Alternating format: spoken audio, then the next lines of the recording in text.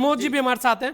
प्रमोद जी, आपने बहुत सारे सत्ताओं को देखा है और आपने लगातार सभी मुख्यमंत्रियों को बड़े नजदीक से देखा है। यहां पर बात हो रही है क्योंकि चुनावी साल है तो चर्चा इसलिए थोड़ी ज्यादा हो जाती है।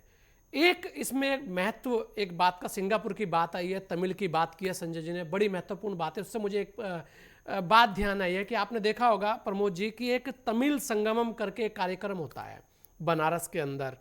आई थिंक मैं सही हूं तो बनारस में ही वो हुआ और उसमें मुख्यमंत्री जी का प्रयास लगातार बहुत ज़्यादा रहा कि भाई ये बहुत अच्छे से जाए। उसमें देश के प्रधानमंत्री जी भी लगातार उसको लेकर करते रहे हैं। ये एक चीज़ दर्शाता है कि सिंगापुर के साथ हमारा जो रिश्ता है वो बड़ा एक आत्मीयता वाला रिश्ता है। शायद वो जो प्रयास थे वो इसीलिए हो रहे थे कि भाई अभी सिंगापुर जाना है और वहां पर हमें कुछ इससे बड़ी मदद मिल सकती है। एक दूसरी बात, क्योंकि जापान की बात है तो हर कोई जानता है कि जापान जो है वो भारत का एक नेचुरल फ्रेंड है, एक ऐसा दोस्त है कि जो आपके साथ हर कदम पर खड़ा है। जैसा कि हम कहते हैं कि रसिया हमारे साथ हर कदम पर रहा है, तो ऐसे ही जापान भी हमारे साथ हर कदम पर रहा है, क्योंकि उसने भी बहुत सारी त्रासदियां देखी हैं। लेकिन टेक्नोलॉजी के मामले में उसका कोई तोड़ ना पहले था ना कोई आज है।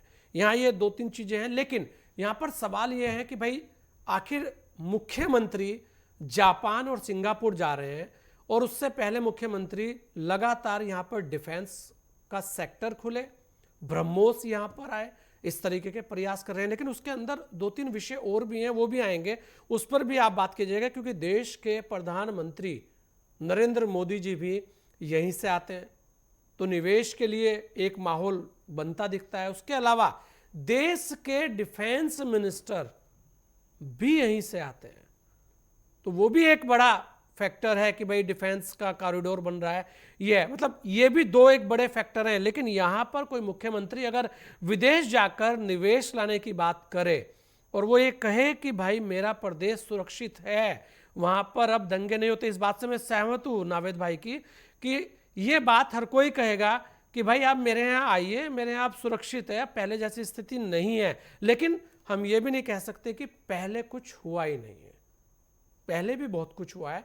लेकिन अब हो रहे बदलाव को और इस तरीके के दौरों को आप कैसे देखते हैं और आपको क्या फर्क अब महसूस होता है कि क्या वास्तव में जो उत्तर प्रदेश है उसकी जीडीपी बढ़ती दिख रही है, जो 1 ट्रिलियन की बात हो रही है उसकी ओर बढ़ते दिख रहे हैं, जो ये कहा जाता है कि अब भारत की आर्थिकी का एक इंजन जो है वो उत्तर प्रदेश भी है।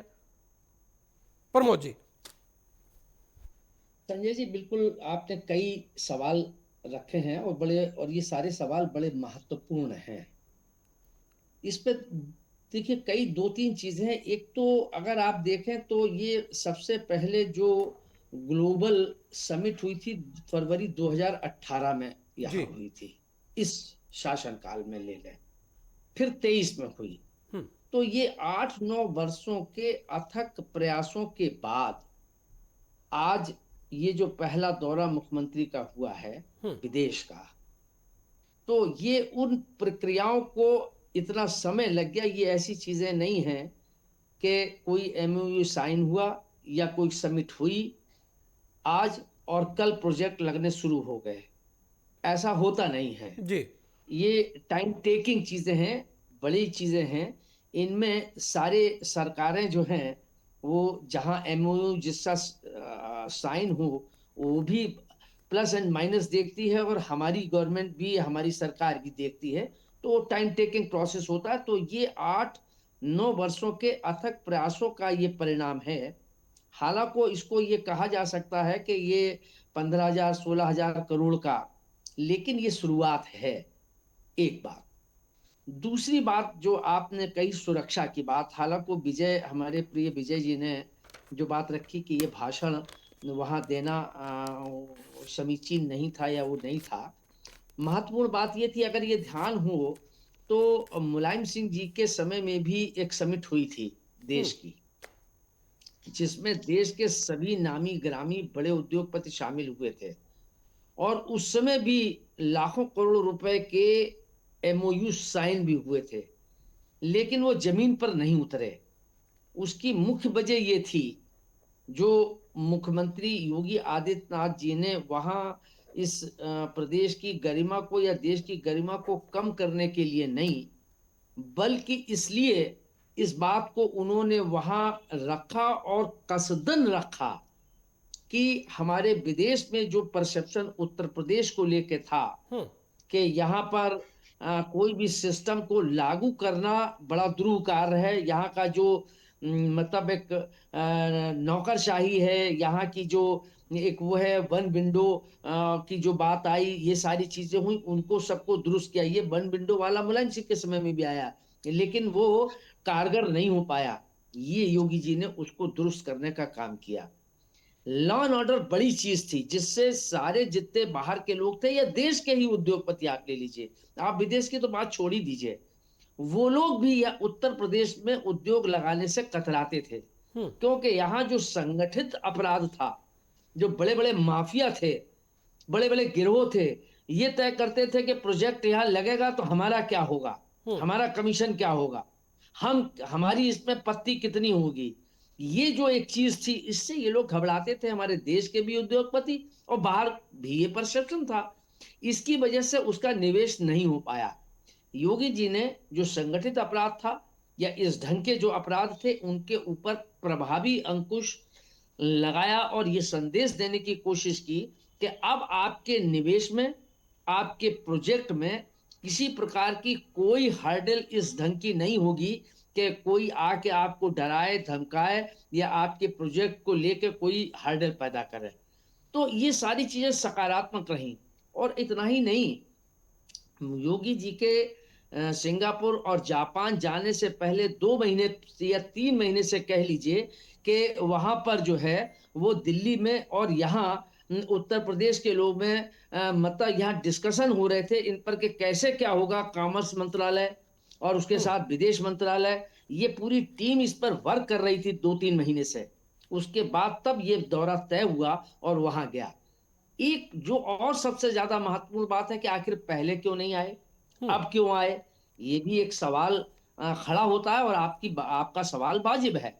सवाल एक ये भी बड़ा है कि ये जो डबल इंजन की सरकार है, हम्म। कि केंद्र और उत्तर प्रदेश, पहले अगर देख लें मुलायम सिंह के शासनकाल में देख लें, कांग्रेस का शासनकाल छोड़ दीजिए, 35 वर्ष पहले, 30 वर्ष पहले, वो तो एक दूर की बात हो गई, तब इन्वेस्टमेंट और ये सारी चीजें परिस्थितियां अलग थी। लेकिन पिछले 3 दशकों में आ जाइए तो कहीं ना कहीं केंद्र और उत्तर प्रदेश की सरकारों में टकराव की स्थिति, टकराव से मतलब कि यहाँ हम्म। डबल इंजन नहीं था, मेरा टकराव से आशय ये है, वो नहीं था। तो ये जो सामंजस्य था केंद्र का और उत्तर प्रदेश का, वो बना। और उसकी वजह से विदेशों में विशेष रूप से ये संदेश गया कि नहीं, यहाँ जो भी चीज होगी वो फूल प्रूफ होगी, जो भी चीज होगी वो उस पर स्पष्ट नीति रीति होगी और हमें किस उस पर चलना। तो ये कॉन्सेप्ट विदेश का या उद्योगपतियों का क्लियर हुआ।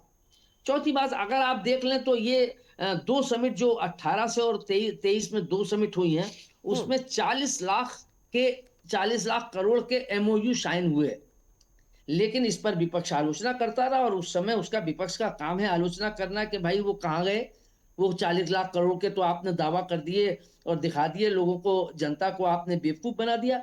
लेकिन उसमें से 12 लाख करोड़ के एमओयू जो हैं, वो उसमें कहीं ना कहीं धरातल पर हैं, चल रहे हैं। आप ब्रह्मोस का ले लीजिए, आप कानपुर में आर्टिलरी सेल का ले लीजिए, हम्म। चित्रकूट में चले जाइए, तो ये सारे प्रोजेक्ट चल रहे हैं या उसमें धरातल पर अब दिखाई दे रहे हैं।